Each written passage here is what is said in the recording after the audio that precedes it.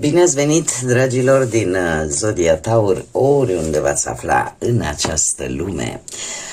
Bine ați venit tuturor pe canalul meu Tarot Flor de Loto.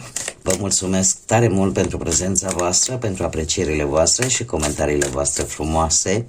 Iar cei care se află pentru prima dată aici pe canal, le urez un cald bun venit. Și dacă veți rezona sau mesajele vă vor aduce ghidare, claritate sau poate liniște interioară, vă invit cu mare drag să vă abonați și să susțineți acest canal cu un simplu like, lucru care este de asemenea gratuit. Unicul lucru necesar este decât dorința fiecăruia dintre voi. Desigur, nu uitați, dragilor, fiecare este stăpânul propriului viitor, fiecare îl construiește așa cum consideră de cuvință, așa că luați din această lectură ceea ce voi vreți să manifestați Universului, ceea ce voi simțiți că vorbește despre situația pe care o trăiți acum. Aceasta este o lectură generală pe care o puteți urmări oricând. Iar cei care aveți nu doar soarele, ci și luna, Venus sau poate ascendentul în Zodia Taur, această lectură este de asemenea și pentru voi. Și haideți să vedem, dragii mei din Taur, ce este important de știut pentru dragii mei din Taur în următoarea perioadă. Care este problema, acțiunea, direcția pentru dragii mei din Taur în următoarea perioadă de când voi urmăriți această lectură.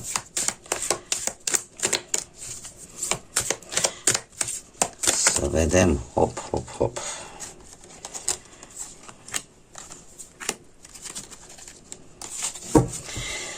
Interesant, interesant. Dragilor, avem un număr maestru aici, avem numărul 22, care chiar se numește binecuvântare. Haideți să le luăm pe rând, avem aici și acum, ca și problemă, ca și blocaj, ca și poate un adevăr ascuns. Ce înseamnă asta? Se pare că sunteți într-un moment în care trăiți prezentul, în care încercați să nu vă pierdeți în trecut, dar nici să vă pierdeți în viitor, pentru că nu știți ce vă rezervă. Așa că poate sunteți într-o energie în care ori unii dintre voi ați rămas blocați în regrete, în planuri care nu au ieșit, în emoții, în circumstanțe care poate vă trag în jos sau vă trag înapoi în trecut și cumva vă fac să pierdeți acest prezent de aici și de acum. Cumva sunteți într-o postură în care poate că alții dintre voi încercați să observați, să acționați, să învățați, dar așa cum am mai spus, fără să vă pierdeți în trecut sau să fiți prea creduli în viitor sau pentru un anumit viitor. Care ar fi acțiunea pentru această perioadă? Este foarte, foarte interesantă acțiunea sau cam ce ar trebui făcut, să spunem așa, sau ce ar trebui să știți, mai bine zis, în acest moment, este faptul că voi sunteți constructorul propriei voastre vieți. Numărul 22 reprezintă acest arhetip al constructorului și al maestrului. Numărul 22 îl reprezintă atât pe Saturn cât și pe Uranus. Este o combinație de energie între Yin și Yang, între o energie feminină, o energie masculină, și care îmi vorbește de atât de lecțiile voastre de viață, cât și de disciplina, responsabilitatea cu care voi poate va trebui să impuneți anumite limite, poate unor anumite persoane, poate unor anumite situații, sau, cum am mai spus, de învățarea celor lecții acelor experiențe prin care voi ați trecut în trecutul vostru mai recent sau mai îndepărtat. Și în felul acesta să vă transformați atât pe voi cât și visele voastre în realitate, dar ținând cont de ceea ce a fost, un moment în care trebuie să fiți atenți la prezentul actual. La prezentul actual, fără să vă lăsați purtați de prea multe iluzii vis-a-vis de viitorul vostru, este un moment în care efectiv trebuie să trăiești, e simplu, acum și aici. De asemenea, mesajul în sine, binecuvântată, îmi vorbește de recunoașterea celor daruri de protecție pe care poate mulți dintre voi le aveți. Acelor momente din viața voastră în care poate ați primit fără să forțați nimic. Îmi poate vorbi de asemenea de acele lucruri care vin către voi într-un mod foarte subtil, aproape nevăzut. Simțiți această binecuvântare, că e ea celestă. Acum, eu nu pot să oblig pe nimeni, nici să fie credincios. Poate unii dintre voi sunteți atei, poate eu n-am de unde să știu lucrul acesta. Dar eu ce pot să vă spun este că sunt anumite momente în viața fiecăruia dintre noi în care ne simțim binecuvântați de ceea ce avem, de ceea ce ni se întâmplă, într-un mod adevărat foarte subtil.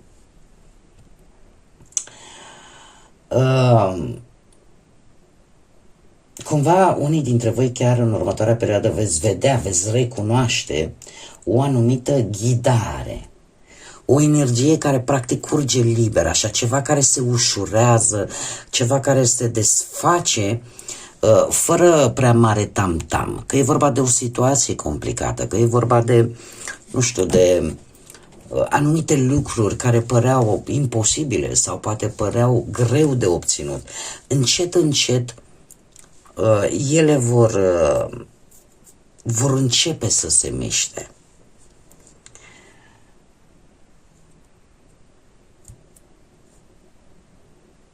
Eu aș mai spune că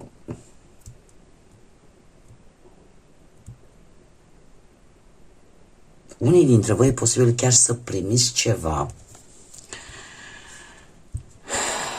poate un anumit lucru, poate o vorbă, poate orice, care efectiv să vă facă să vă simțiți binecuvântați. Care este direcția, potențialul, ce urmează? Avem o carte interesantă, Tot ce strălucește. Tot ce strălucește, de fapt, îmi vorbește de căutarea autenticului. Pentru că de multe ori nu tot ceea ce strălucește este și real, sau este ceea ce pare a fi. Era un proverb la noi, la români, care spunea: mărul frumos înăuntru poate să fie și găunos. Da? Deci nu tot ceea ce strălucește este autentic, este real. Sunteți într-o energie în care voi va trebui să vă dați seama ce este iluzie, ce este aparență, ce este tentație și ce este real, autentic. Este o provocare care vine pentru voi în următoarea perioadă. Aș zice că ar trebui să fiți un pic atenți să nu vă autoamăgiți vis-a-vis de oameni, vis-a-vis de situații care nu sunt ce par a fi. De a avea grijă, pentru că uneori situațiile, oamenii, lucrurile nu-și arată adevărata față. Și atunci când totul sună prea bine sau totul pare prea perfect, aici trebuie să vi să aprind acolo un beculeț. Ca și numere, ca să nu uităm de ele, avem 32, 22 pe care l-am discutat, un număr maestru, și 16, 7 și 5, care vă pot spune ceva, vă poate indica la nivel individual ceva anume. Haideți să vedem și ce ne spune tarotul vis-a-vis de aceste energii.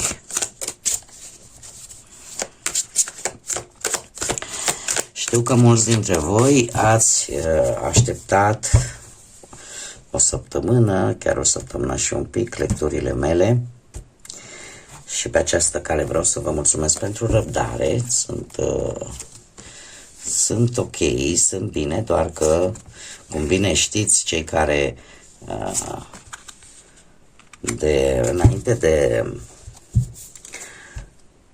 săptămâna mare a Paștilor, știți bine, se face curățenie, se intră pe activitate intensă. Eu, ca și femeie, mămică, bunică, nevastă, trebuie să fac ceea ce ține de mine, să îmi respect responsabilitatea, în primul rând, față de ai mei și, desigur, și față de voi, dar în limita timpului pe care l-am avut. Așa că mulțumesc din suflet celor care ați avut răbdare. Acum ne întoarcem la lectura voastră. Avem un 2 de spade, magicianul, și un 3 de bâte.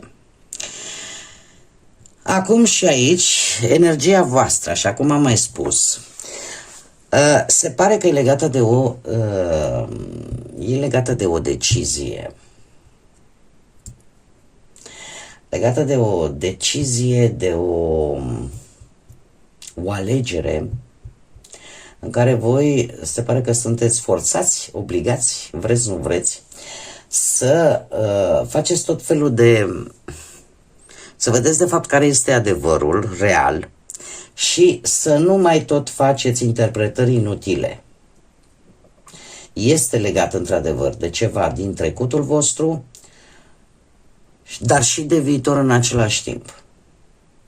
Iar faptul că avem un 2 de spade, mie îmi spune că voi ați tot amânat o alegere, ați tot amânat o decizie din anumite considerente, poate din teamă, din, nu știu, din ideea că lasă că poți să-l mai amân, lasă că e ca și cum nu vrei să te confrunți cu realitatea și se vede foarte bine în ambele cărți acest lucru.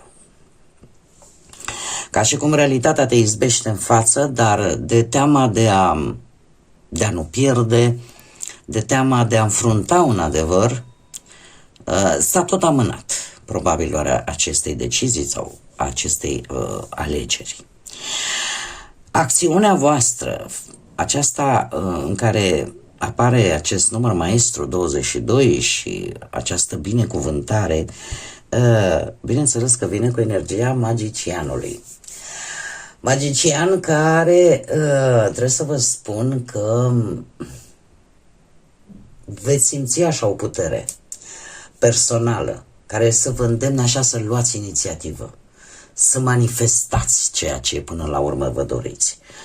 Nu știu, poate că pe planul muncii începeți să vă folosiți acele abilități pentru a începe până la urmă acel proiect propriu, pentru a-ți deschide acel mic business, să zicem, sau pentru a face acel serviciu de consultanță ca să vezi exact care sunt pașii de urmat, pentru a transforma practic ideile în rezultate practice. Când e vorba de partea profesională. Dacă vorbim, nu știu, de bănuți,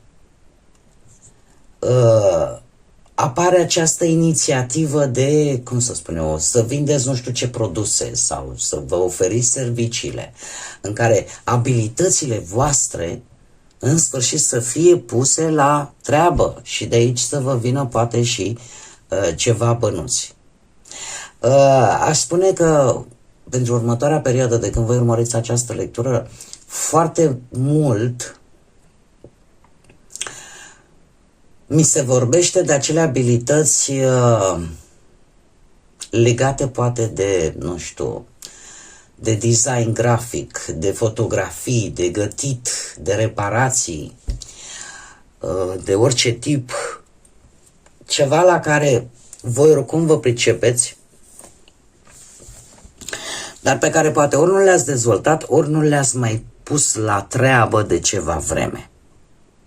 Asta ar fi acțiunea. Chiar și pe partea emoțională, aș spune că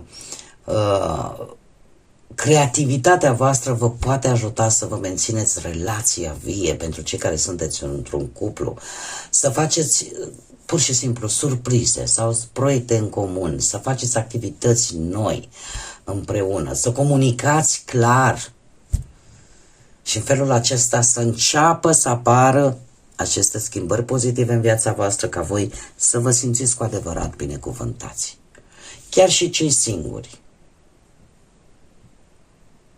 E posibil ca în următoarea perioadă să inițiați întâlniri, activități noi pentru a cunoaște oameni noi, dar nu neapărat numai prin intermediul, de exemplu, al internetului, ci prin acțiuni concrete, fie ele prin intermediul unui curs, unui eveniment, da, în care voi efectiv veți atrage persoane compatibile cu voi prin folosirea propriului șarm, prin folosirea propriei carisme.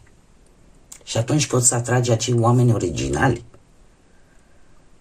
da? Care să nu, cum să spun eu, să fie autentici, care să nu arate acea, cum să zic eu, acea față ascunsă.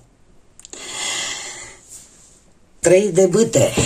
3 de bâte pentru următoarea perioadă și direcția către care voi vă îndreptați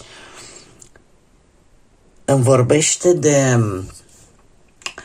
aș spune, de anumite așteptări, dar în același timp și de acțiune.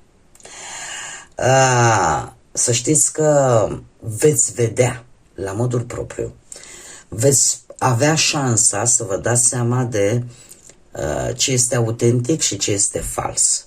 Ceea ce într-adevăr strălucește prin autenticitatea sa și ceea ce strălucește într-un mod fals.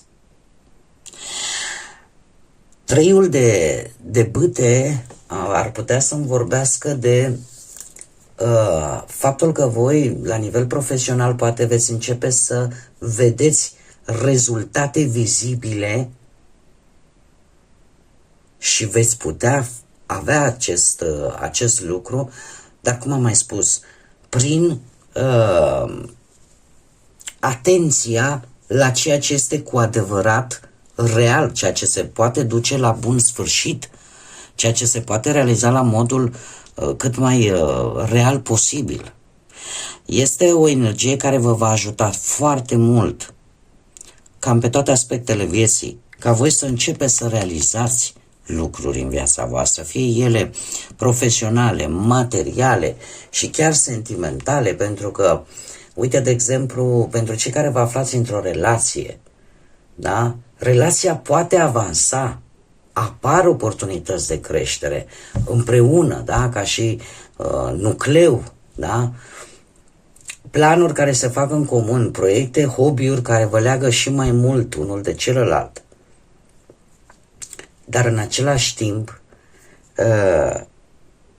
vă veți da seama de fapt de ceea ce este original și ceea ce este fals. Veți avea această capacitate să vă dați seama de aceste lucruri, cum bine am spus, chiar și pentru cei singurei care vor acționa, care vor vrea să iasă, să cunoască oameni la modul propriu, să iasă din zona asta de online și să înceapă să cunoască oameni, să caute evenimente, să caute, ca să zicem așa, oportunități de a ieși și a cunoaște tot felul de persoane. Dar în același timp, toate aceste șanse de întâlnire cu oameni care vă aduc perspective noi, care vă pot aduce proiecte în comun cu alte energii, veți acționa pentru că voi chiar vreți să găsiți ceea ce este autentic și bun pentru voi. Și de asemenea veți avea această capacitate de a face diferența între ceea ce este strălucitor și care vă ridică acele, ca să zic așa, semne de întrebare. În momentul în care apare acest gând în mintea voastră, dacă sună prea bine sau pare prea perfect, de fapt este ideea de a căuta ce este autentic, ceea ce este real și adevărat. Și veți avea această capacitate. Haideți să vedem și ce mesaj important am pentru voi, dragii mei, din Taur. Și avem prietenul și avem un cățeluș aici. Mie îmi plac căței. Am și eu unul mic.